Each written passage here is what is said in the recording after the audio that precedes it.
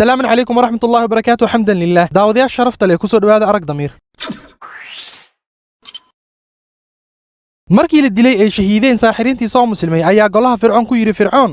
miyaad iskaga tagaysaa muuse iyo qoomkiisa dhulka ay fasahaadinayaan waxaana meesha ku harayo cibaadada ilaahayahaaga. fircoon ayaa yiri waxaan dilaynaa ubadkooda waxaanu banaysanaynaa dumarkooda anaga ayaa madaxda wadanka ah waan dulaynaynaa. nabi muuse ayaa ku yiri qoomkiisa ilaahay uu kaashta ee gagsada dhulka waxa iska leh ilaahay wuxuu dhaxal siiyaa uu xukunka gacanta u geliyaa cida uu doono ka tirsan adoomadiisa. ciribta dambana waxay u sugnaatay muttaqiinta mu'miniinta alla ka dhowrsada. qoomka reer bani israa'iil ayaa ku yiri nabi muuse waalana dhibay inta aadan noo imaanin iyo markaad noo imaatay kadibba. reer bani israa'iil waxay heleen cid ay u sheegtaan dhibaatooyinka ay dareemayaan ilaan sidan soo xusnayba fircoon ayaa samayn jiray isla go'aankan hadda uu qaatay oo kale ubadkooda ayuu gumaadi jiray wuxuuna kufsan jiray dumarkooda. fircoon go'aankii hore ayuu cusboonaysiiyey kadib markuu nabi muuse kaga guulaystay sixirkii fircoon. nabi muuse oo niyadda u dejinaya qoomkiisa dulman ayaa yidhi waxaa xaqiiqay rabbigiina inuu halaago cadowgiina idinkana idin gacan geliyo xukunka dhulka markaasuu eego sida aad ka samaynaysaan. kadib ilaahay ayaa abaar ku riday qoomka fircoon waxaa isdhimay mirahooda imtixaan dartiis ma aysan ahayn halaag balse maysan ku cibro qaadanin reer fircoon waxay sabaasaysteen nabi muuse iyo inta raacday. marka ay wanaag u timaado waxay dhahayaan tan dhankeen ayay ka socotaa balse markay taabato dhib waxay baasisanayeen nabi muuse iyo inta rumaysay balse maysan ogeyn taasi inay ahayd imtixaan ka socda xagga alle. deedna nabi muuse ayay ku dhaheen si kasta aad nala timaado calaamado oo aad nagu sixrayso kuma rumaynayno. kadib ilaahay ayaa u kordhiyey imtixaanka wuxuu u soo diray daad ayax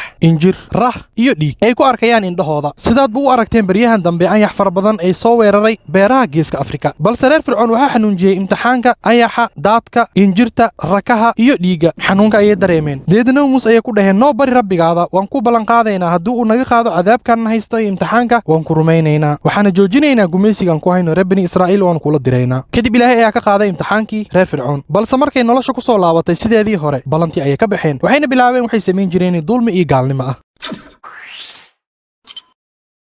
ilaahay ayaa u waxyooday nabi muuse iyo walaalkiisa nabi haaruun inay dhisaan ay degaan guryo ku yaala masar ayna ka dhigtaan guryahooda qiblad iyo meel ay ku dukadaan salaadana ku ogaan mu'miniintana u bishaareeyaan. nabi muuse iyo walaalkiisa nabi haaruun ayaa dhaheen rabbiyow adiga waxaad siisa fircoon iyo maamulkiisa qurux iyo hanti fara badan rabbiyow dadka ayay ka luminayaan waddadaada waxay u adeegsanayaan hantida inay dadka diinta ka leexiyaan rabbiyow ka tirtir hantidooda qalbigoodana adkee lagama laha rajo in ay rumeeyaan waxay rumaynayaan qura markay cadaabka indhahooda ku arkaan. ilaahay ayaa siiyey nabi muuse 9 mucjizo oo cadcad balse fircoon ayaa ku yiri nabi muuse waxaan kuu malaynayaa muusow in lagu sixray. nabi muuse ayaa u jawaabay fircoon kuna yidhi waad og tahay mucjizooyinkan inuu soo dejinay ilaa rabbiga cirka iyo dhulka maahane ayna yihiin xujooyin waxaan kuu malaynayaa fircoonow in lagu halaagayo. fircoon ayaa ku yidhi golihiisa iga leexda muuse aan dile ha u yeedho rabbigiisa waxaan ka baqayaa inuu diinta idinka bedelo ama uu dhulka qabsado fasahaad ku faafiyo. nabi muuse ayaa ku yidhi waxaan ka magan galay rabbigayga iyo rabbigiina cid kastoo isla qab weyn aanan rumaynaynin maalinta xisaabta. deedna waxaa hadlay mid ka tirsan golaha fircoon oo mu'min ah balse qarinayo iimaankiisa wuxuuna yidhi oo miyaad dilaysaa nin idin yidhi qura rabbigayga waa alle xaqiiq ahaantiin idinla yimid caddaymo xagga rabbigiina hadduu beenlow yahay beentiisa siga ayay dhibaysaa balse hadduu run sheegayo waxaaba helaysaan waxa uu idin ballanqaadayo ilaahayna ma hanuuniyo cid kastoo xadgudubto beenaale ah. hadalkiisa ayuu sii watay ninkii mu'minka ah oo reer fircoon ka tirsanaa wuxuuna yidhi qoomkeeyow maanta idinka ayaa xukunka haayo idinka ayaa boqortooyada ah waddankana idinka ayaa xukumaya balse yaa inooga gargaarayo cadaabka alle hadduu yimaado. fircoon ayaa yidhi waxaa idin tusayaa qura waxaan aniga arko idinkan waxaad ku khasbantihiin inaad qaadataan ra'yigayga keliya waxaan idinku hanuuninayaa tubta toosan. ninkii mu'minka ah oo reer fircoon ka tirsanaa ayaa yidhi qoomkeeyo waxaa idinkaga baqayaa sida maalinta xisbiyada sida qoomka nuux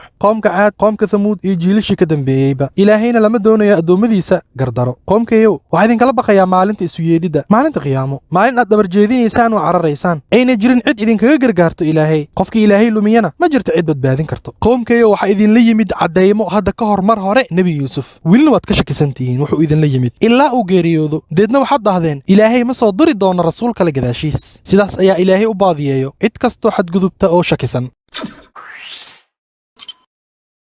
nebi muuse iyo walaalkiisa nebi haaruun ayaa ku noolaaday masar kana dhigtay guryahooda meel ay ku dukadaan sida ilaahay farayba. qoomkooda reer bani israa'iilna waxay ku dul noolaayeen xukunka iyo maamulka fircoon oo u arka inay yihiin qaxooti baahan balse waxaa ka soo dhexbaxay nin ka tirsan oo reer bani israa'iil ah oo ilaahay hanti far badan siiyey. ninkaas waxaa la dhihi jiray qaaruun wuxuu ka tirsanaa reer bani israa'iil waxaana la sheegaa sababta keentay inuu helo hanti far badan waxay ahayd inuu ka agdhabaa fircoon. waxaana soo xusnay in nebi muuse markuu ilaahay baryey uu yidhi ilaahayow waxaa siisay fircoon hanti far badan hantidaasina wuxuu u adeegsanayaa dadka inuu diintaada ka lumiyo lumiyo sida muuqatana qaaruun ayaa noqday mid ka mid ah kuwii lagu baadiyeeyey hantida fircoon qaaruun ayaa ka lumay tubta toosan wuuna iska saraysiiyey qoomkiisa reer bani israa'iil kuna kadsoomay hantidiisa wuxuuna lahaa hanti aad u fara badan oo heer gaartay in furihiisa qura ay qaadayeen koox shaqaale ah oo xooggan qaaruun waxaa fidnaysay hantida wuu gaaloobay dhanka kale nin ka tirsan reer fircoon oo haysta boqortooyo wuu muslimay ma aysan kedinin maalka iyo jagada balse qaaruun wuxuu hilmaamay cidda dishay ubadka qoomkiisa xalaalaysatayna dumarka qoomkiisa wuxuu ka doortay hanti uu asi keligiisa ku raaxaysto inta dunida la joogo balse kumuusan ekaanin inuu hilmaamo dulmiga iyo gaalnimo wuxuu bilaabay inuu iska saraysiiyo qoomkiisa isagoo hilmaamaya fircoon oo u arko inuu yahay qaxooti mudan in la gumaado qaaruun ayaa isu maleeyey inuu ka tirsan yahay reer fircoon hantida darteed qoomka qaaruun ee reer bani israa'iil ayaa ku dhaheen qaaruunkan falaagoobay ha kibrina isqaadqaadina isla qabweynaan ilaahay ma jeclo cidda isqaadqaadoo kibirka badan una adeegso hantidaada uu ilaahay ku siiyey inaad ku raadsato camal aad ku badbaado daarta aakhiro adigoon hilmaamaynin qaybta iyo dheefta aad ku leedahay dunida samafal samee sida ilaahayba ku wanaajiyey dhulkana xumaan ha ku fasahaadin ilaahay ma jeclo cidda wax fasahaadiso qaaruun oo isla qabweyn ayaa yidhi hantidan aad arkaysaan iskama imaan waxaa la ii siiyey ogaal la og yahay inaan u qalmo ilaahay ayaa u jawaabay oo yidhi miyuusan ogeyn inaan soo halaagnay hortiisa jiilal ka awood badan awood jir iyo hanti kana tira badan lamana weydiiyo dembiyada dembiilayaasha maalin maalmaha ka mid ah ayaa qaaruun soo labistay moodadii ugu dambaysay xilligiisa quruxdiisa ayuu bannaanka keenay wuxuuna ku soo dulbaxay qoomkiisa qaar ka tirsan qoomkiisa reer bani israa'iil oo misaysan oo israaciyey dunida ayaa yidhi shallaytaay maxaa naloo siin waayey waxa la siiyey qaaruun oo hanti ah ninku waa nin nasiib badan balse culummadii ayaa u jawaabeen oo ku yidhi magaciinba ajarka ilaahay ayaa ka khayr roon ciddii rumaysa ee camal wanaagsan la timaada mana la waafajiyo taa ilaa inta gegsata mooye kadib aroortii xigtay qaaruun oo ku jira gurigiisa ayaa ilaahay la jaray dhulka isaga iyo gurigiisaba mana jirin koox ka gargaarta ilaahay sokadii mana uusan helin cid badbaadisa qaatim xumada soo gebagabaysay qaaruun ayaa arkay dadkiisa reer bani israa'iil gaar ahaan kuwii masiirsanaa waxayna dhaheen alla yaab badanaa ilaahay cidduu doono addoommadiisa ka tirsan ayuu maalqabeen ka dhigaa kuwa kalena faqiir ayuu ka dhigaa oo waxba haysan hadduusan ilaahay nugu galad sheegan lahayn uu naga dhigi lahaa kuwa hanti fara badan haysta sida qaaruun dhulka ayaa nalala jari lahaa sida qaaruun oo kale alla yaab badanaa ma guulaystaan gaalada ilaahay ayaa yidhi taasi waa daarta aakhir waxaan u yeelnay kuwa aan doonaynin inay isku saraysiiyaan ku kibraan dhulka aanan fasahaadinaynin cidhibta dambe iyo ficnaantan waxay u sugnaatay kuwa dhowrsada hanti lagu bedelay sida qaaruun tolma galo wasala allah wasalam calaa nabiyina muxamed wassalaamu calaykum